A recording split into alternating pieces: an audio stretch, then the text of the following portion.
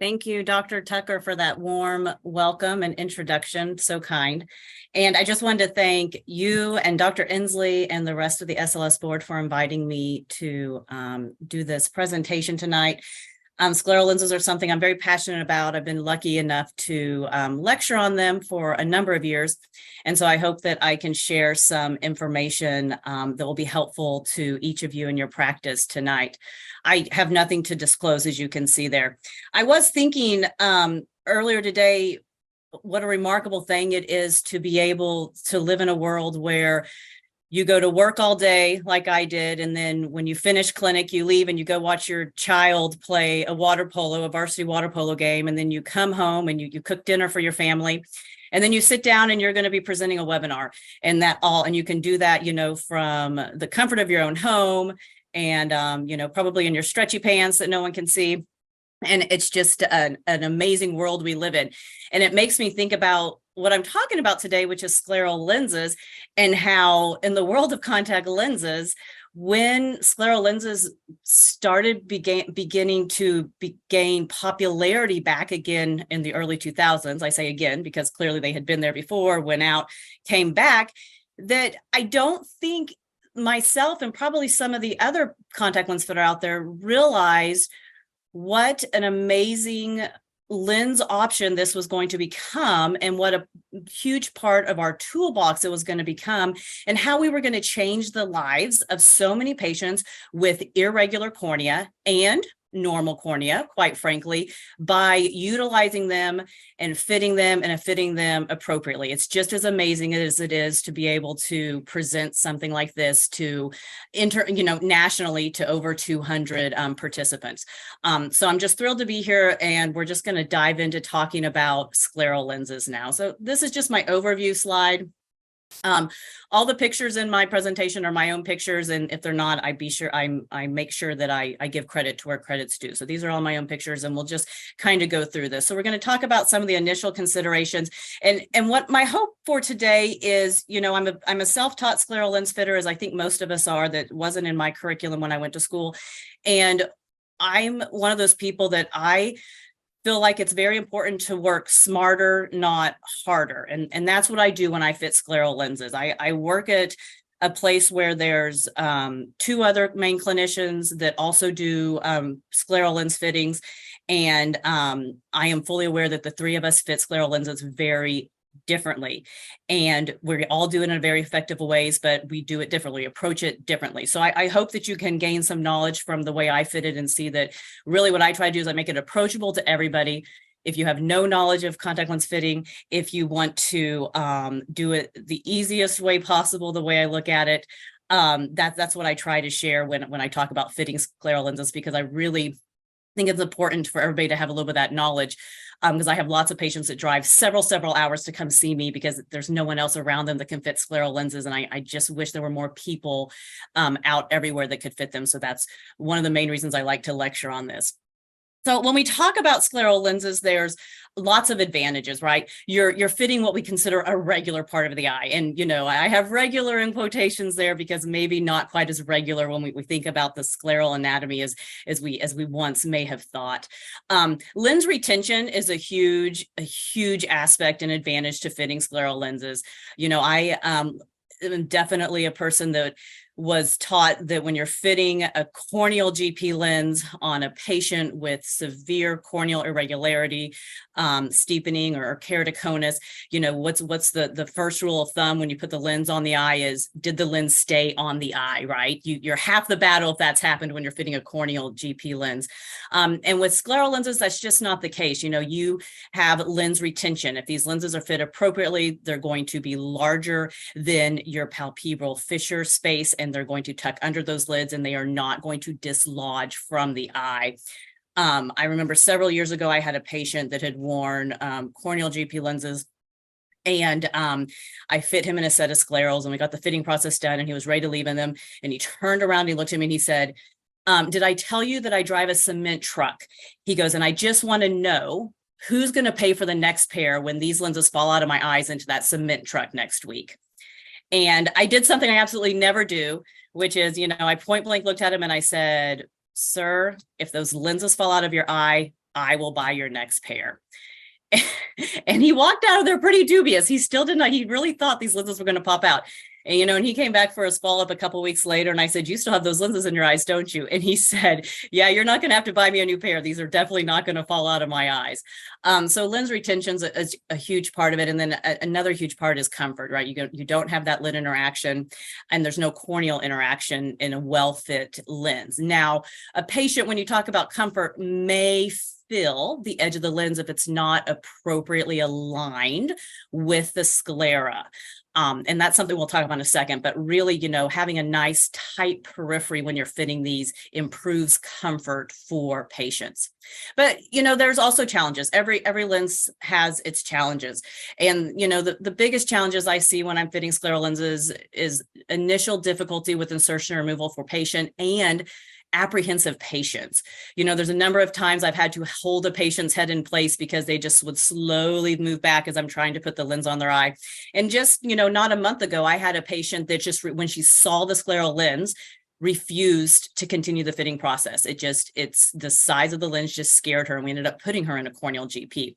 So you have to kind of overcome those obstacles with those apprehensive patients. I've really gotten to the point to where when I go in with the lenses, the first thing I do is I show them to the patient. I say, hey, do you want to check out this lens we're going to put on your eye? And while they're holding it and looking at it, I kind of start talking about the process of how I'm going to put it on their eye. So they're aware and they're getting comfortable and they can feel what is getting ready to go on to their eye. There's also some subtle fitting indications. Increased chair time may be associated with it. I really am at the point where I try to do a one and done. If I can get that best lens fit off that diagnostic, when I'm doing my diagnostic fitting, I put one lens on and I try to make all my modifications from that one lens. It's very rare that I say, okay, let's go grab a second lens. Really, it's one and done in the fitting, and then I try to minimize my follow-ups as well on the refits. Really try to make as big of changes as I can initially to decrease my interaction with the patient and their chair time and the number of times I have to come back. And then we have to think, you know, physiologically, what are we doing to the eyes? We've got a much larger lens. Yes, we're using very high decay materials, but they're thicker.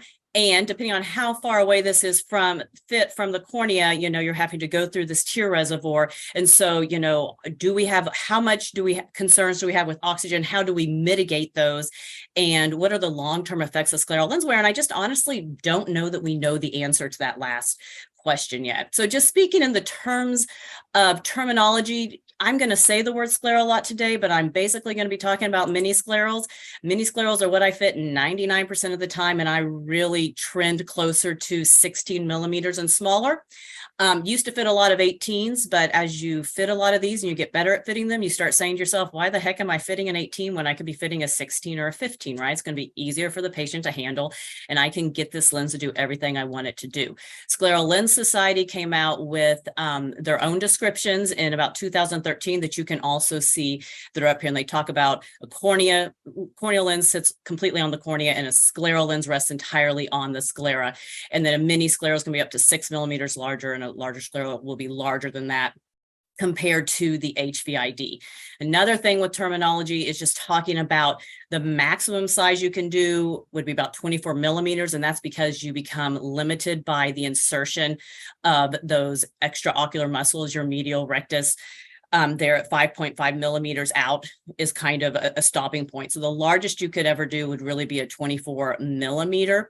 And when we think about this picture, which is from the Scleral Lens Fitting Book 2.0, the other thing we've learned from some of the scleral shape studies is that there's some studies that have been done by different groups that the temporal side is going to be steeper when we think of scleral anatomy, and the nasal side is flatter. Okay, so you're steeper on the temporal side and you're flatter on your nasal side. Okay.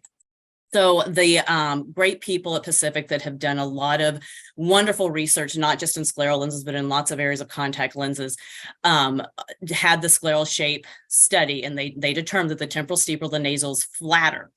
Some of the other things we know is that when we talk about the fact that we're steeper and flatter and that there's corneal toricity, well, there's also scleral toricity, and they're not the same and whatever is happening in the cornea doesn't typically extend to the sclera. So you can look and say you have a with the rule cornea, but you're not going to say that that same steep, flat configuration is going to be like that in the sclera. Okay. So what we say about the sclera is that it's non-rotationally symmetrical, right? Big words for saying it's likely asymmetric, likely toric. And this asymmetry increases the further away you get from the cornea. So as we go further out on the sclera, we become more asymmetrical, which is another reason using a little bit smaller scleral lens would actually probably help you fit the lens a little bit better, because if you're thinking about fitting an 18, 19, 20 millimeter lens, your periphery is going to have to be pretty toric so that it can evenly align out there. But if you keep them a little bit smaller, you're not hitting as much of that irregularity. Okay, and then we also have some information from the scleral shape study group, and they used information from scleral topography.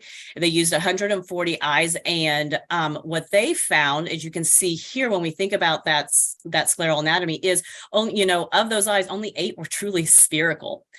And so right there is number one reason, if nothing else, when you think about your number one diagnostic lens set that you're going to go with, I don't care what brand it is, but it needs to be a toric periphery, right? So you got 140 eyes and only 8 of those are spherical. More often than not, you're going to need some sort of toricity, 2 different base curves in the periphery of a scleral lens to allow it to align well with the sclera and land evenly out there. So you have an even distribution of pressure, minimize complications that can come from having a poorly aligned periphery, okay? And then you can see you've got about 40 that are toric regular, 57 asymmetric, and then kind of other ones that have periodic high and low points. So it's just a lot of asymmetry out there. Now, clinically, some consequences from knowing these few items is when you put a scleral lens on the eye, you're likely to see both temporal and inferior decentration. And sometimes that decentration can be accompanied by conjunctival prolapse. Okay, so that's something to keep an eye out on. And what we want to do is try to combat that. We want to do something to the design of our scleral lens to where we can get it to center better, to where it's completely centered, left and right and superior and inferiorly.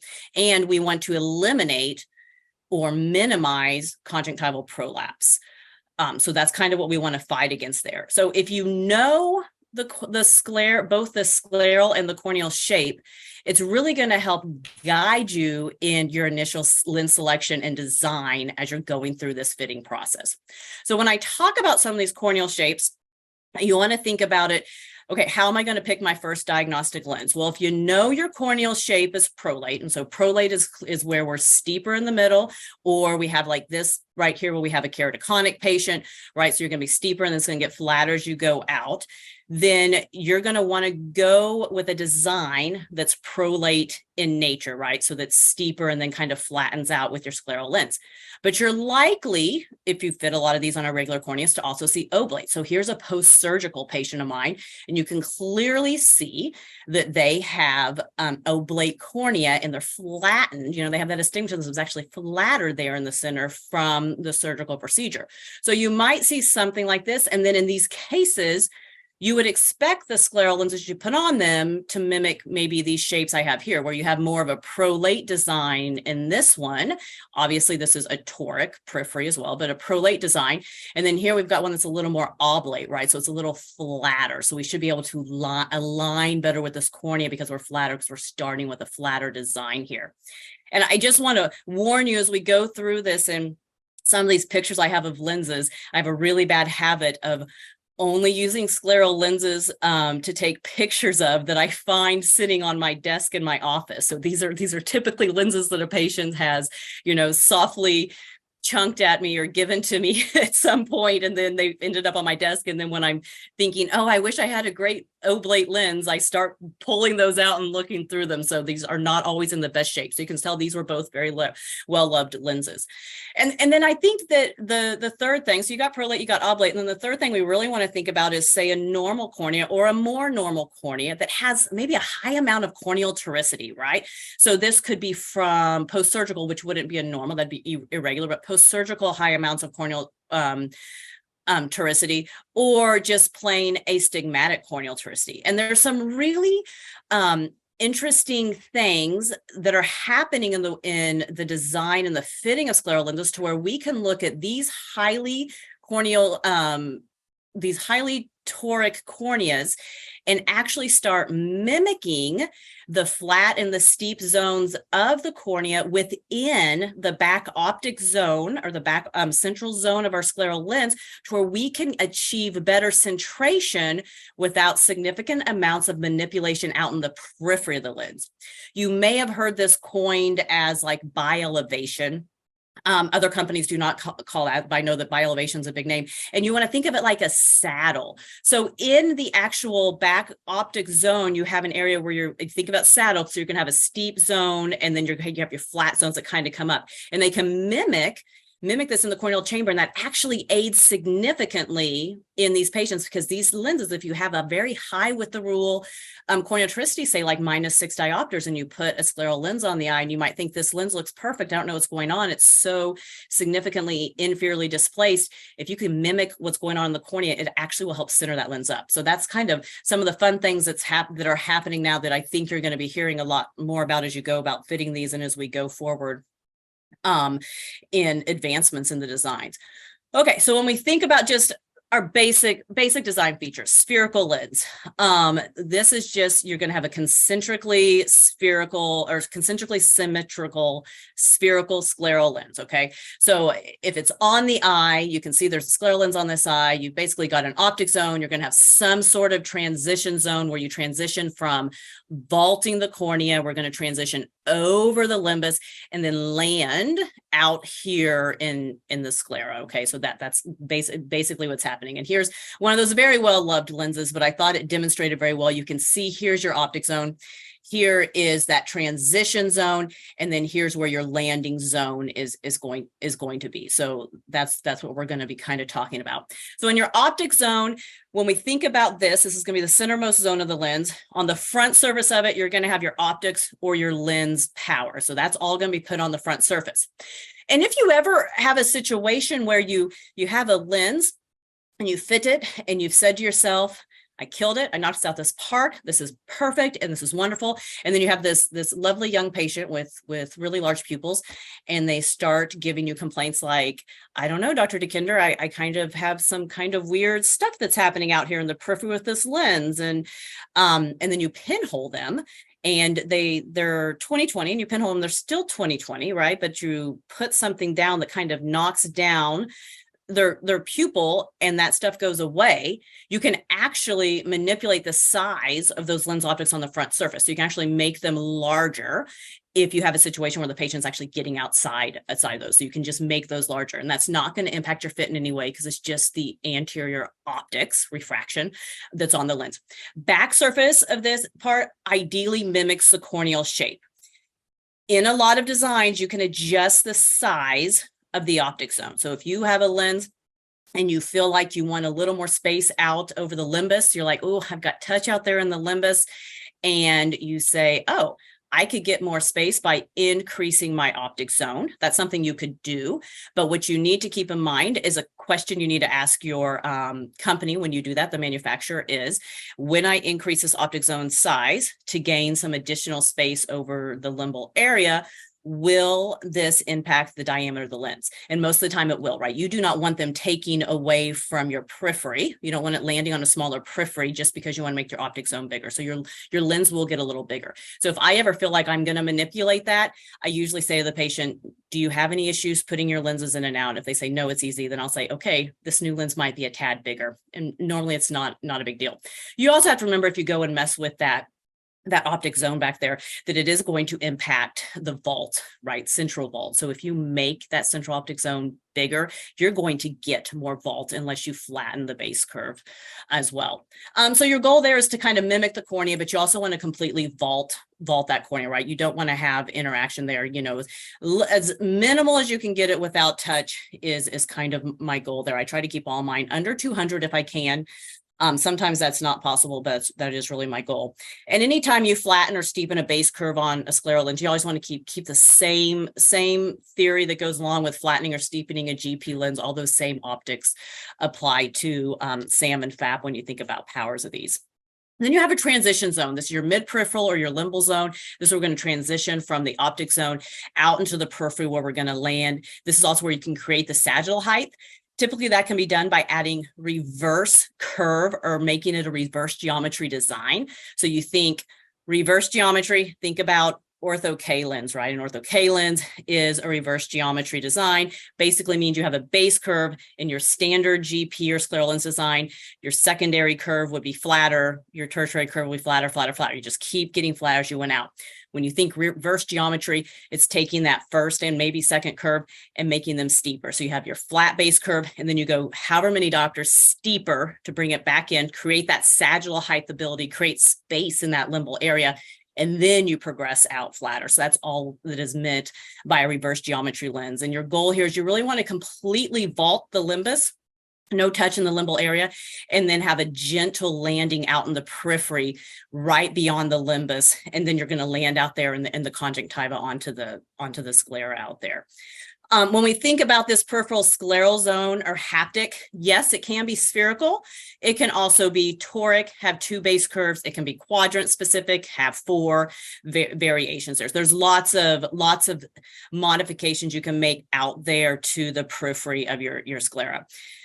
One of the main reasons you want to use a lot of toric peripheries is because, well, we know that sclera is non-rotationally symmetrical. And if you use a toric periphery, then you can have an even pressure distribution and alignment 360 degrees, which will be more comfortable for the patient. You're less likely to see blanching, impingement, or honestly, decentration when you have a well-aligned periphery. When I evaluate my scleral lenses on a patient's eyes, I honestly spend a minimal amount of time looking at the central part, the clearance, right? The central clearance. I make sure there's no touch. I make sure it's not excessive. And then I spend about 90% of my time analyzing the periphery, analyzing how that lens aligns with the sclera and determining if it's too flat or if it needs to be steepened up, or if it's too steep and I need to flatten it, or if I need to do it to just one or the other. So that's really the very nuanced part of scleral lens fitting, is all about the lens periphery, in my opinion, and that's why I spend so much time in that area. So here's just, if you think about it, those previous pictures were very simplistic, but truthfully, we've got lots of curves, right? There's several curves. So you consider these 2 right here, 1 and 2, as your transition zone. 3 and 4 out here, you could have more curves than that.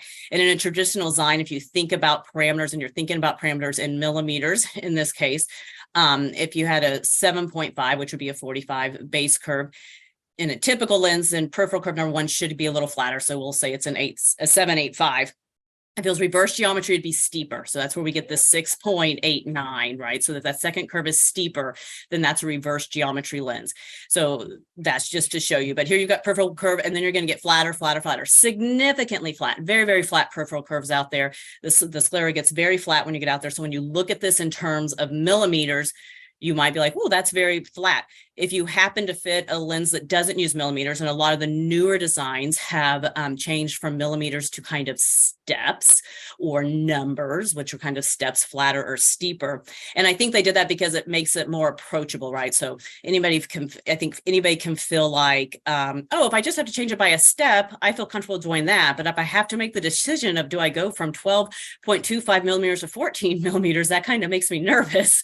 So I think that the step notation was actually made it very approachable for most practitioners to feel like they could comfortably jump into trying to fit scleral lenses.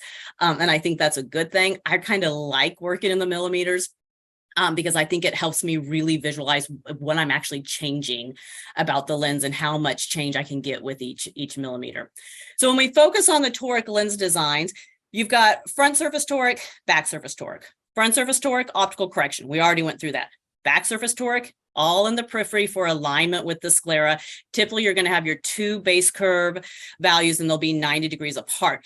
And you can see here from this patient of mine that if you don't have a toric periphery, you're going to see exactly where this lens is sitting too hard and where it's not. So this patient came up and said, Dr. DeKinder, I think maybe my lenses aren't fitting perfect. What do you think?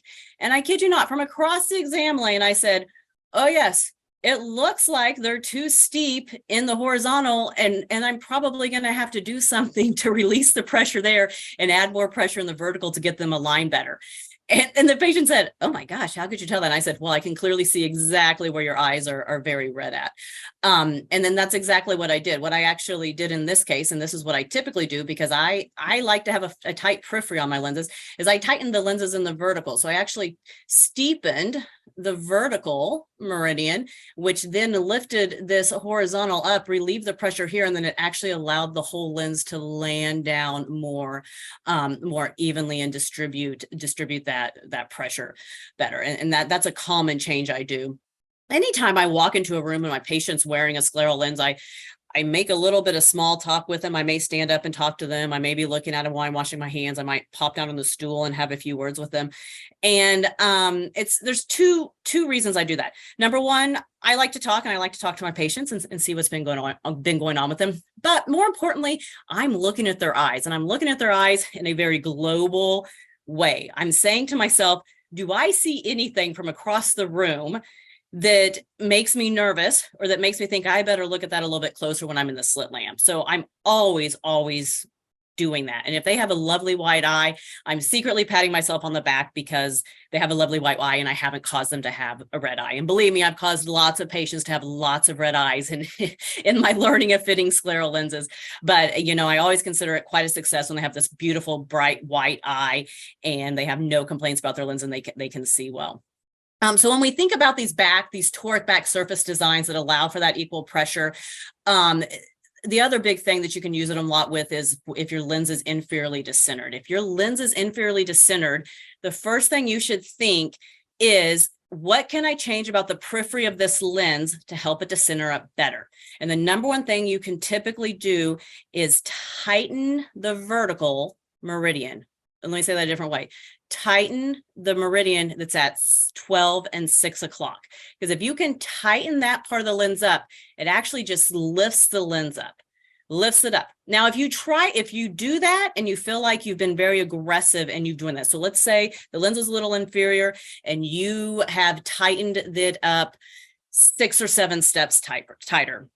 And at this point, the lens is still inferiorly decentered. It doesn't look like it's excessively tight out there, but it's still inferiorly decentered.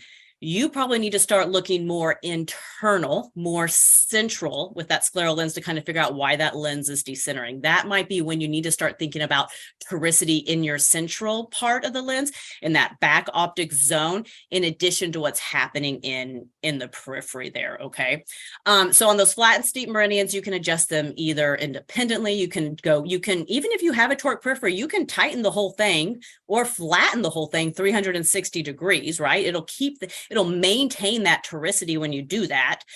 Or you can just tighten or steepen one. And what that's going to do is increase the amount of toricity, right? So then you're going to have one that's steeper maintaining the other. So then you're going to increase the toricity there for that lens. So you can do anything you want there. Now, I haven't met a lens that this isn't true on, but there's some sort of marking on them when they have a toric periphery. You can see little dash lines here, O dots here, and those will typically notate the flat meridian. So of the two meridians, it's going to notate the one that's flatter, and it's going to allow the lens to lock into place. And it's very, very important to make note of where those are when you are fitting these lenses. And I say typically because I'm sure someone at some point will mark the steep meridian and it'll mess up my whole theory about it's always on the flat, but it is always on the flat. Every lens I've messed with or worked with, it's always on the flat. And when I say you need to note where these are, I'm going to say this is one thing that I do on every single patient, and I do not budge and I never get lazy on it. And that is, I actually take my slit lamp beam and I make it into a lovely optic section and I flip it and I align it up with these two dots. And then I read off the exact axis that lens is at. Because if you have to put a front surface toric lens on here and you don't know exactly where that axis is for the company to be able to do the appropriate Lars correction or to know where that lens is sitting when you're making adjustments to the periphery or to the optic power, then you could make a mistake in the change that you want to make. You might be adjusting the wrong meridian. So I'm very, very adamant about doing that. I do it every time. And I typically read off number like 137, or 25, right? I'm very specific in my numbers there. And I know a lot of doctors probably aren't as specific on that, but I think that taking that one step helps me get the best vision possible when I'm adding optics into my patient and help me really figure out exactly what part of the periphery I need to adjust if I'm making an adjustment there. So it is the one thing that I do on every single patient that's got a toric periphery lens. Okay, so when I'm talking about all this peripheral toricity, and I was like, what would be a good way to show this? And so I picked up one of those lovely lenses on my desk, and this one was clearly well loved.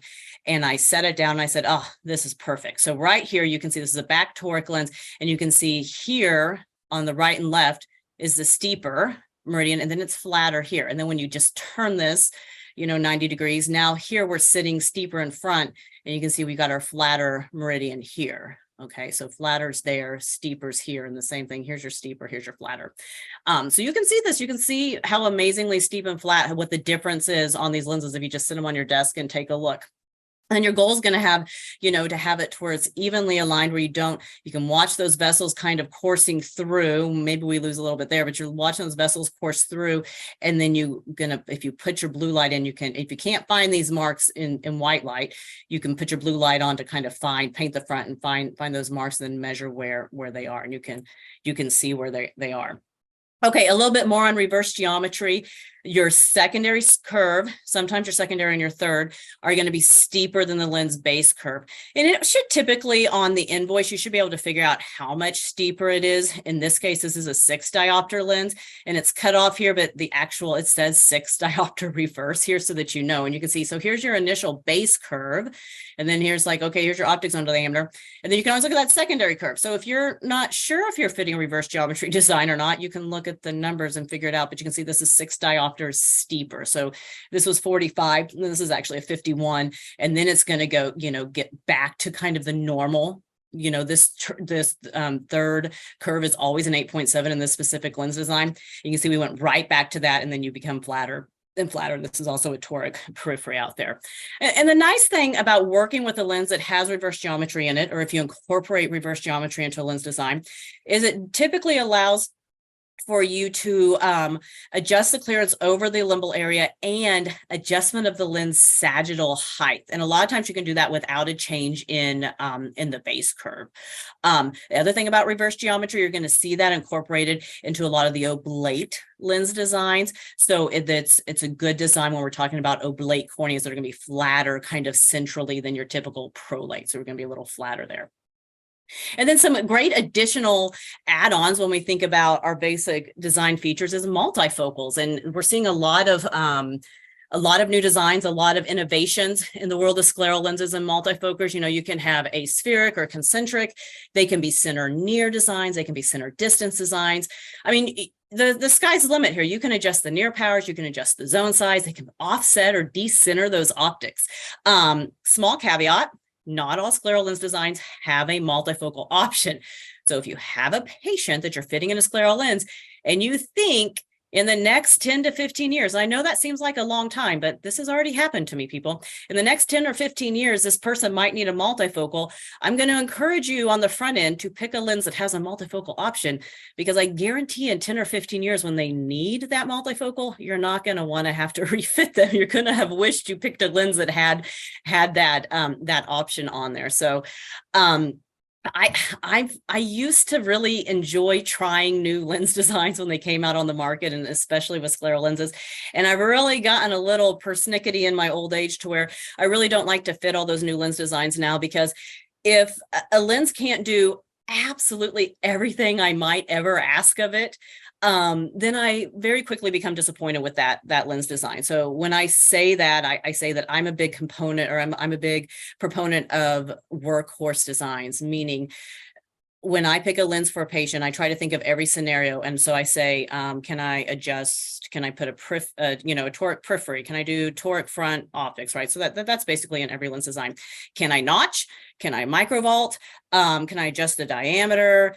Can I put a multifocal on it? I try to think of everything I might need. And if anything is kind of missing from that lens, I tend to shy away from it until that option is there, because it's not just inconvenient for me, it's also inconvenient for my patient. So there was a new lens that came out several years ago. Company said, hey, would you fit some of these? I said, sure, I'd love to try it. Fit a handful of patients in it. And gosh darn it, if I didn't fit every patient that was pre-presbyopic in my clinic at the time in that lens, and about 2 years later, they all wanted a multifocal. And the lens didn't have a multifocal design. And I have since had to refit several of them because I had to get them into a multifocal design. And the multifocal design was not coming in the time I needed it. And the patients just didn't want to wait around any longer. So, I always learn my lessons the hard way. And then that was a lesson I learned the hard way. So now I really love learning about new designs, but I just kind of hold off on truly using them until I know that they can do everything that I want them to do. Okay, so let's kind of move into our considerations of how we're going to pick a lens. First thing we think about overall diameter, right? Larger versus smaller. I tend towards smaller nowadays. And when I say smaller, I'm thinking 16 millimeters, 15 to 16 millimeters is where I fit. I can't really think of the last time I even fit a lens that was larger than 16 millimeters. I may have manipulated a lens and redesigned it to where it became a little bit larger than 16 millimeters, but typically I go for lenses that are around 16 millimeters. And that's all based on the HVI ID. So after you decide your diameter, you then can basically fit a set and go all in with that set. And things you want to think about when you're jumping into this on my diagnostic set, what is my laboratory kind of warranty exchange policy, right? Am I going to be really good at fitting this lens, or am I going to need some help? So what's my time frame there? Do I have 90 days? Do I have 6 months? How much does it cost me for each lens exchange? Do I have a spherical and a toric periphery? Do I have a multifocal? Can I notch? Can I microvault? So you can see here, this patient came in to see me last week, and they have a cute little pinguecula here, and then the world's largest notch next to it. But look how big this lens is, right? So this is definitely a case of they went larger and then notched the heck out of that lens. But I would say that's probably a workhorse design, right? Look at that lovely notch on there. Oh, and you can also see, I don't know if y'all can see this, conch prolapse, right? So there's lots of issues. This is not the lens that the patient is going to continue wearing. I did some refitting on them. You can see they've got large amounts of conch prolapse there, massive notch in that lens. Okay, so our goal is going to align with the bulbar conjunctiva, completely vault the cornea and the limbus. And I think of all the tips I teach, I talk about today, the one that I apply the most is using very flat lenses to accomplish what I want to accomplish. So you can have a cornea that's very, very steep. And then you can walk over to your fit set and say, oh my gosh, my average Ks are 70. I got to pick the steepest lens in this set. And then you're going to pick that steepest scleral lens, and you're going to put it on their eye, and you're going to have 1,000 microns of clearance because it's just going to be too steep. And the reason is this scleral lens is much larger in diameter than your cornea, right? So likely 6 millimeters or more larger. So you can go significantly flatter to achieve the clearance you need and not have touch on that cornea. Okay, so don't be afraid to go flat. I think that going too steep is something that can cause you lots of issues, both in the periphery and in the central part. So you want to go flat, and you don't want to be afraid to go too flat. Okay, so just thinking through this, if I have a prolate cornea and a toric sclera, I'm going to probably go with a traditional geometry lens with a toric periphery as my diagnostic lens. If I have an oblate cornea toric sclera, I'm going to probably do a reverse geometry lens or an oblate design, which probably has reverse geometry in it, with a toric periphery. And then if I have a highly toric cornea with that toric scleral lens, probably going to stick with the traditional geometry initially with that toric periphery, and I'm going to monitor for that lens decentration and see if I need to do some sort of manipulation in the corneal chamber. So this is a patient that has 6 diopters of width the rule corneal astigmatism, and you can see how significantly inferiorly displaced this lens is. And I have manipulated, at this point in the fitting process, I have manipulated the periphery in an attempt to get this lens to center up, and it has been ineffective. So the next step here is to start thinking inward. And what I've done is I've actually worked with the consultants, the lab, to create that saddle effect in the central part to try to get this lens to center up better, right? So we're going to have 2 radii of curvature in that central back optic zone. We got your steeper and our flatter there to help center it up, and then we're going to release some of that steepness we put out in the periphery. All right, so when we walk through the set, when we walk through the fitting, you always start with diameter, and how is this lens going to land, right? And diameter is going to be based on our HVID. So if your HVID is less than 12 millimeters, you could comfortably start with a 16 millimeter or smaller scleral lens. Okay, so 12 millimeters is our cutoff. If it's greater than 12 millimeters, then you can think about going with a larger lens, right? So that's why most of my patients are 12 millimeters or smaller. I really always start with those 16 millimeter lenses. And there's lots of ways to determine the HVID, which are very quick and dirty, right? Throw your little ruler up, hold it up, measure what it is, use one of these really nifty ones. If you want to attempt to do it in the slit lamp, you can actually, flip your beam horizontal and then try to measure the length of your beam. I find this to be a little hard, but honestly, the most accurate is to take your topographical image, take your cord and set your cord to limbus, and then read off the length of it and actually tell you exactly what your HVID is. Now, the point to make here is you really want to do this at an oblique angle. So, right, you can see how this is kind of going across here. And that's because you're not going to have lid interaction there. So you're more likely to not get an accurate measurement if you try to go kind of vertically here. So I always take it at a little bit of an oblique, measure it off, and then, that's a 12 millimeters. So you could choose to start with about 16 millimeters diameter there. Then you need to decide, am I going to start with a toric periphery? I'm going to start with a spherical periphery. And I'm just going to tell you, I think that you'll be more successful if you start with a toric periphery. So you're going to, pick your diameter, we'll say it's 16 millimeters in a toric periphery. And then now I know, okay, here's the diagnostic lens set I'm going to use because it meets those parameters. And then you'll be able to move on to your next step, which is how am I going to pick which my first lens I put on the eye is. When we think about, the landing zone, I'll just make one last statement about it and probably several more as I keep talking, but in all of the years I've been using toric peripheries, there's only been one time where I said, okay, I want to do this, I want to do this, I want to do this. And then I called up the consultant and I said, I want to make this change to this meridian in the periphery, and I want to make this change to this meridian in the periphery. And the consultant said back to me, oh, do you realize you just designed a spherical lens? And I said, oh, well, I guess I did. I had no idea the patient was spherical out there in the periphery. And that's one time. And I mean, that's out of hundreds of lens fits. One time have I modified it before I took it back. So you're going to need toric peripheries. You're going to use toric peripheries more often than not, without a doubt. Okay, so now we have to pick, now we've got our lens and we have to decide, well, what first lens do I put on the eye? And this is very important. And there's lots of different ways you can do it. You can look at the manufacturer guidelines, and I'm going to show you some kind of fun examples of those. You can look at the manufacturer guidelines and go off the fitting guide. I think on the newer scleral lenses, those fitting guides are pretty good. They're pretty accurate. They'll lead you in the right direction. If you're fitting one of the kind of first generation scleral lenses, probably not going to be as accurate, nor those guidelines are not going to be as helpful. What I do, and I do this every single time I fit a scleral lens without fail, is I look at my K values from my topography and I pick a lens that is flatter than the flat K value. And I always go 2 diopters flatter. And if I ever talk myself out of that, I'm usually looking at the lens on the patient's eye, kicking myself, saying, yeah, Julie, I don't know why you didn't do what you always do. And now you regret it because you're gonna have to make big changes to this lens. But if you take that flat K value and you go 2 diopters flatter, you will have a very, very close approximation of the first lens you need to put on the eye.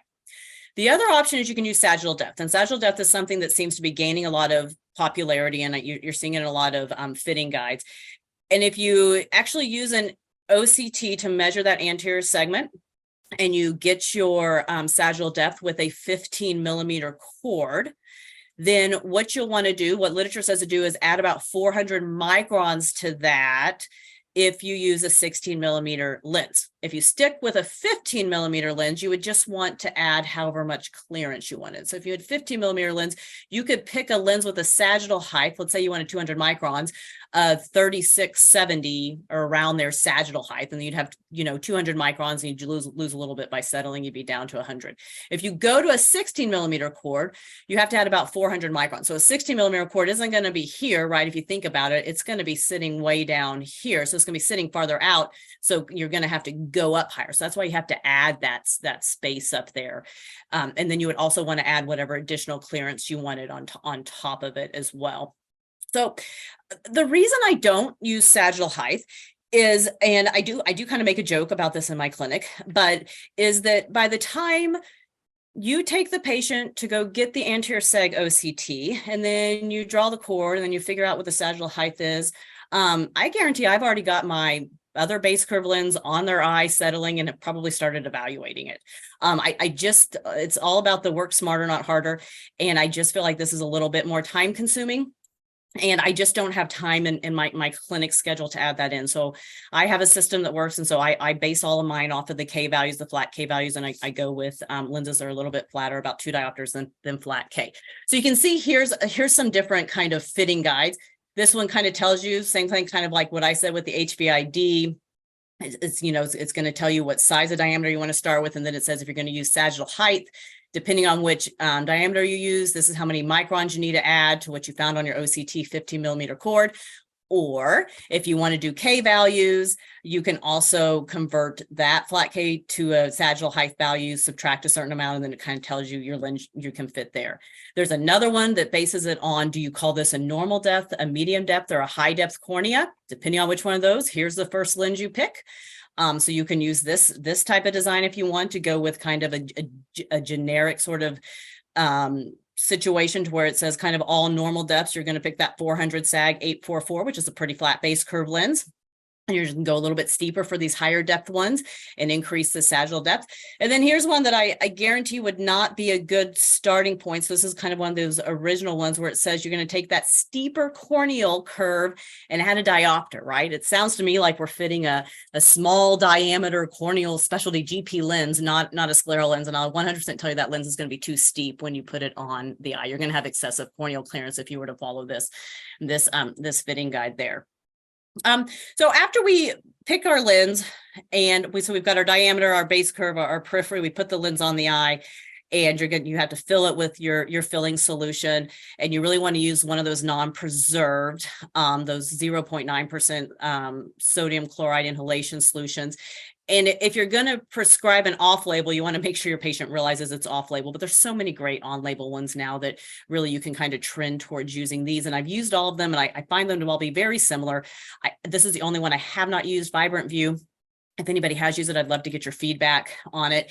And, we keep these dental bibs in our office, like the bibs you get when you go to the dentist, and we put them on the patient's laps. So that it kind of catches all the stuff underneath it, the goo, and then you just fill up your lens. If you want to put in dye so you can see that tear film better, you definitely can. A large DMV, not to suction, just to stabilize. So you can cut the bottom. You can actually use scissors and just snip that bottom off there. And then you're just going to fill it up with a solution, add dye if you want, have the patient, tuck their chin to their chest. And then I have them hold their lower lid. I hold their upper. On it goes. I release. I say release. They release it, and the lens goes on. So leaning forward, chin tucked down. You can also, for your patient's sake, you can get some fun machines to do it. And this is what we call our poor man's thing. This is just the styrofoam cup from a not to be named fast food restaurant. And we frequently, for patients, cut a little hole at the top, stick the plunger in it. And then when the patient's learning INR, this is like the best poor man's helper ever. And I've actually had patients that have come back and said, can I get another one of those styrofoam cups? And I, of course, just kind of giggle to myself because I think, yes, you can go buy those at the store. Go buy those cups anywhere you want at the store. Really, you need to let the lenses, once you get them on, settle for about 20 minutes. if you can. If you can't, that's not a big deal. You need to just realize that all scleral lenses will settle with time. It's about over 4 hours. You're going to get your maximum settling time about 4 hours, and the amount you can kind of build in. I always build in about 100 microns. So it's going to be anywhere between 80 to probably 120. So I figure if you always add in 100 microns, then you can settle that down. And then you want to typically aim for around 200 to 300 microns after settling. When we think about oxygen needs, and causing corneal edema, you might try to trend on the lower side there, because it's actually, some of the newer research is showing it's that tear reservoir as opposed to the thickness of the lens that's kind of causing some of that edema. So keeping it as thin as possible while using high oxygen materials is going to help you combat any edema you might see. And then I know these all are in blue light. I really don't use blue light when I evaluate mine, unless I'm trying to get a very global look at what's going on. So I might do a very kind of low mag global look to say, maybe we're hitting a little close there. But really, when I look at my lenses, it's all about bright white light optic section. Here's a massive bubble with some steam. Here's a bubble. This is a flat scleral lens. Here's like cutest a little amount of feather touch on that scleral lens there. And then you want to estimate your clearance. So you've got a lens, you got your tear film, you got your cornea, and then you kind of compare this tear film thickness to a known value, right? So if you know what the pachymetry thickness is, or if you know the lens thickness, then you can estimate what it is. I've really gotten to the point in my charts that if I were to see this, if this was my clearance, I'm probably not going to estimate what that is. I mean, I could say right now it's probably like, I don't know, 100 microns or less, but in my chart, it's going to say this: minimal clearance, no touch. Lenses well-centered or decentered, then I talk about the periphery. If it's excessive clearance, I'm probably going to number what that is. But if I have 200 or less, I just say minimal clearance, no touch. I think it's kind of a clean way to put it in my chart, and I've confirmed that there's no touch there. And in this lens, you've got plenty of touch down here because it's sitting inferior. You can see that because of the dye in there, but then you lose it, right? So this lens is clearly sitting inferior, and we've got superior touch there. So that's going to be too little clearance, but this is lovely. You're looking for continuity as you're going across here. And then if you don't have the dye in there, you can still do it. Bright light, high mag, optic section, and you're just going to go there and you can still see that you have that clearance there. So you're going to do that very briefly. Make sure there's no touch, and then you're going to spend a lot of time looking out at your periphery. And when I look at my periphery, I do all that on primary gaze. So I don't have them look up. I don't have them look down, left or right. I do it all on primary gaze, because you will see superficial blanching if you have them look up, down, left, or right when you're doing that. Dr. Tucker, I talked way too much. No, you did perfect.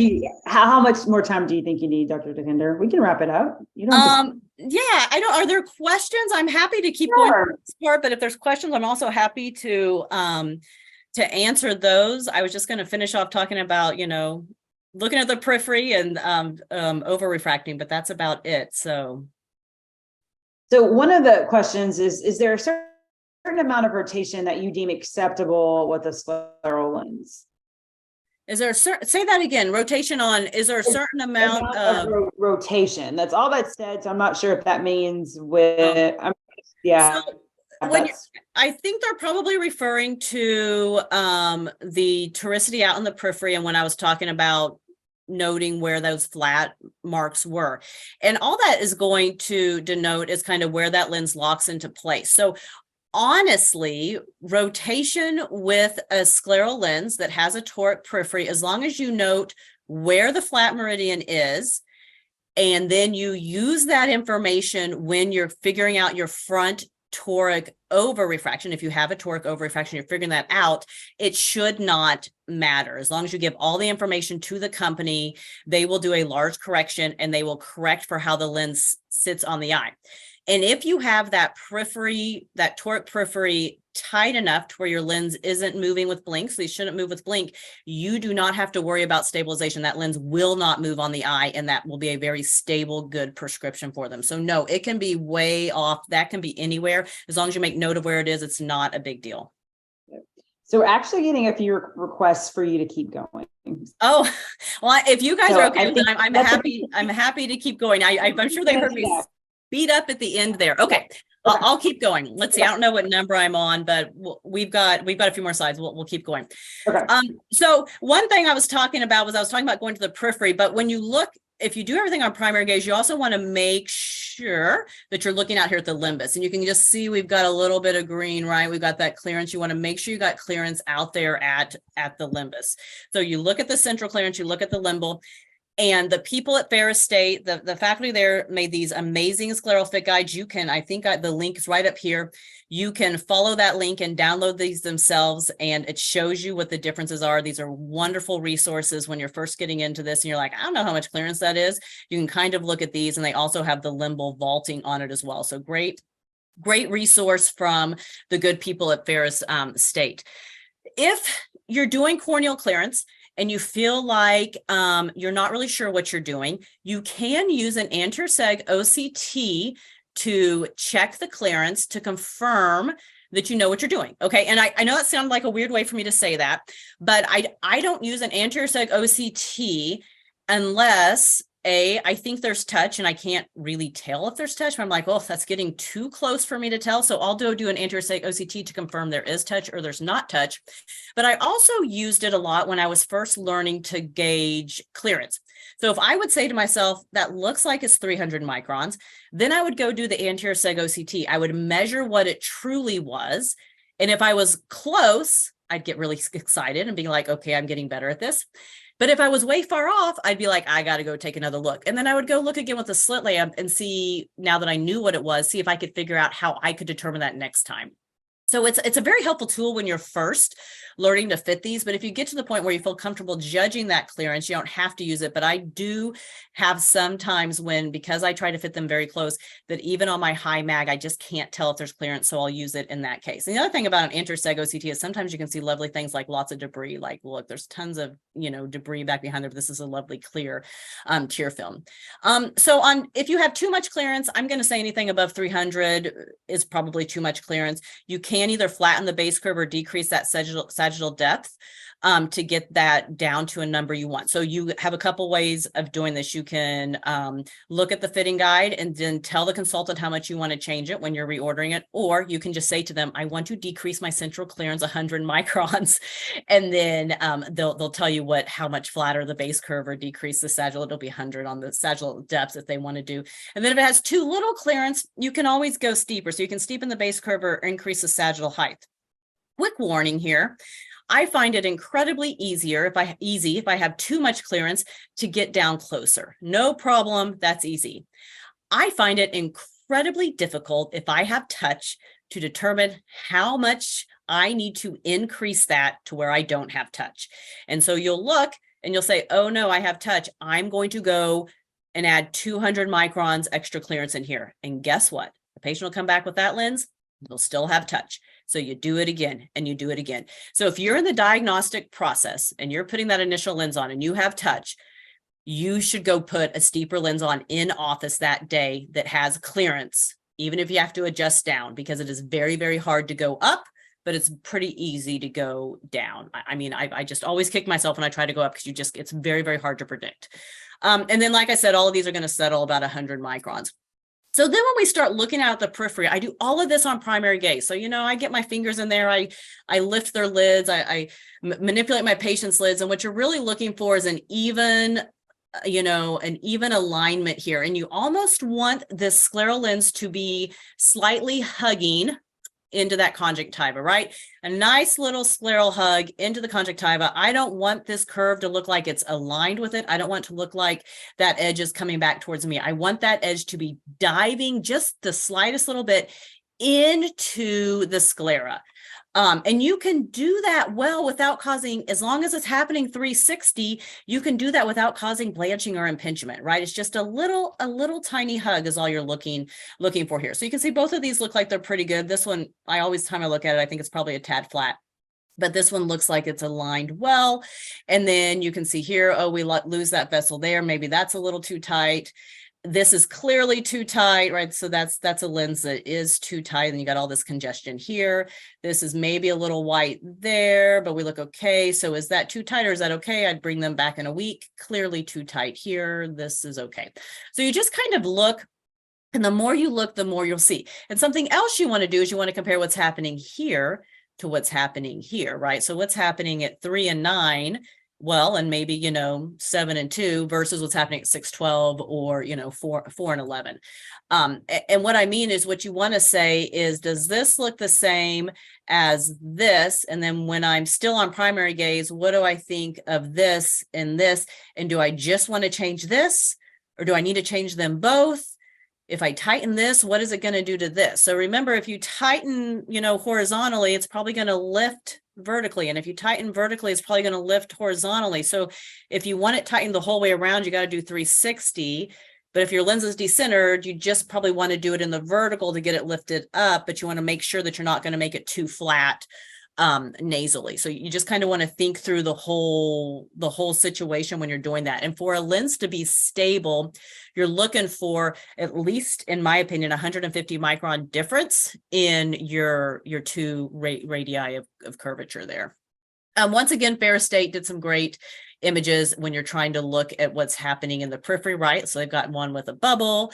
Here's a lovely bubble. Then they've got good alignment. They've got some that's showing some mild impingement. So you can download these images if you want to look at those.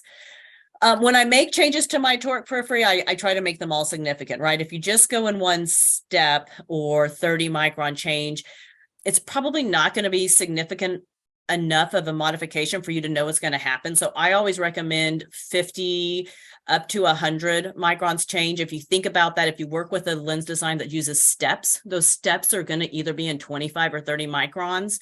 So you want to go 2 to 3 steps if you're thinking in steps. If you're using an old school design that does millimeters, 0.5, 0.75, 0.1 millimeter change is what you're looking for there.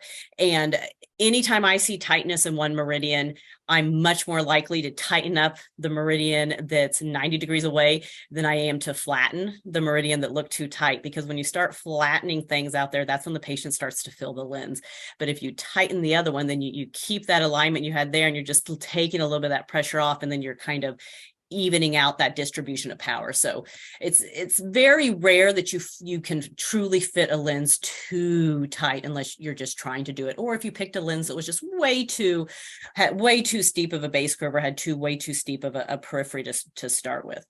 On the lens power and the over-refraction, do not be afraid of a toric over-refraction. These lenses don't move. If your toric periphery is right, they're not going to rotate. So you can add that spherocylindrical over-refraction in, and they will have amazing outcomes with it, right? Great visual outcomes every time. And when you add that on, like I said, I always just measure exactly where that is. Boom, I just measure it exactly, write it in my chart, and I do it every single time the patient comes in. And so if you have a toric periphery, that's what's going to end up stabilizing it. Okay, so last few things. Lens material, highest DK, go big, go home. Highest DK, you can add a coating. HydroPeg's great. My patients love that HydroPeg on there. Keep it as thin as possible. 250 microns thickness maximum, if you can do it, for the center thickness of your scleral lens. Minimal tear clearance, 200 microns or less. And like I said, some of the newer research that's coming out is saying that because we're using these really high DK materials, that this is not the limiting factor that's causing the edema. It's all about that tear clearance, that tear film. That's what's causing the edema. So we're trying to keep that thin. So keep that, work to make that as thin as possible, especially if you're already using one of those lovely high DK materials. So this is going to be the most impactful thing, is how close can you get to the cornea, because you don't want to be monitoring this, which is something I've got to monitor. None of this neo was here before I fit this patient in this lens. And then here's another patient that we've made significant modifications to their lens design to combat that. HydroPeg's great. It does make your lenses slippery, but it's a great it's a great coating to put on your lenses. I put it on almost all of my lenses nowadays, but you have to make sure that you use solutions that are appropriate with it. And then you're just going to design and order. And honestly, as you're going through the ordering process, lab consultants can be extremely helpful. When I was first learning to do this, I would see a problem and I would say, okay, this is how I think I would fix it. And then I wouldn't tell the lab consultant what I thought I wanted to do. I would say, hey, here's the problem. And I would listen to what they would say. And then if I thought, oh, that's an interesting solution, I'd go, let's go for it. But if they'd say something that I felt, oh, I just don't think that'll work in this situation, then I would just tell them, you know what, I don't think that's going to work. Can we try this, and see what they would say back to me? And they'll be honest. They'll tell you if they think that'll work or if they won't. And that's kind of how you really learn, you know, the ins and out of the lens you're fitting, and if what you're doing is helpful, or if it's not helpful, or how you modify it. So use those lab consultants. They can be very helpful. Lens removal, you may cause some corneal hemorrhages. I mean, not you personally, but your patient may get them. Don't let these, you know, scare your patient off. Just know that when you remove the lenses, you need to put that plunger out in the outer 1/3. And I love to show this video because this is how I take scleral lenses off my patient's eyes. I am going to be a little aggressive here. It's not usually this aggressive, and that lens fell. But I always like to show my patients that, you know, you don't have to have that plunger. In a pinch, you can just get it out with your own 2 hands. And I have a lot of patients that do that themselves, but that's how I take them out normally, is I have them look down, put it on the outer 1/3 and move it away. So I know I sped up there at the end, but thank you